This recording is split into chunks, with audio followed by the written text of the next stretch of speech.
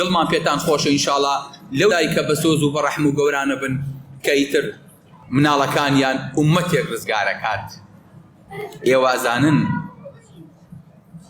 سەرمەسەبەکان چێن؟ عادی چێ زانێ ئەوانەی کە سەرمەسەبەکانی دینی ئێمە چێن؟ ئیمامی شافعی، چیتر؟ ئیمامی مالک، ئافرین، ئەبوو حەنیفە،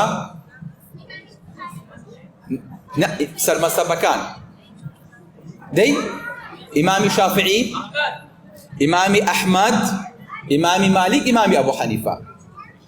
ئێوە ئەزانن غەیری ئیمامی ئەبوو حەنیفە هەر سێ مناڵەکەی تر بە هەتیوی لە دایک بوون و دایکیان لە پشتیانەوە بۆ پەروەردەی کردوون.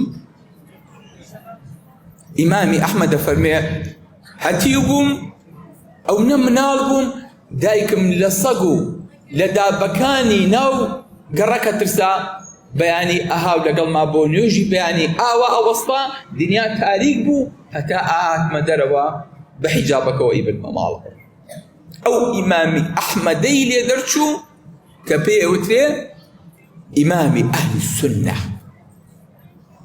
گەورە خۆتان بەکەم مەزان وەکو دایک سێ سەرمەزهەب هەرسێکی هەتی و بەڵام دایکێکی گەورە لە پشتیانەوە بوو، بۆیە ئەوترێ لە پشت هەموو پیاوێکی گەورەوە ئافرەتێکی گەورە هەیە. سەلام عەلەیکم وەرەحمەتوڵڵاه.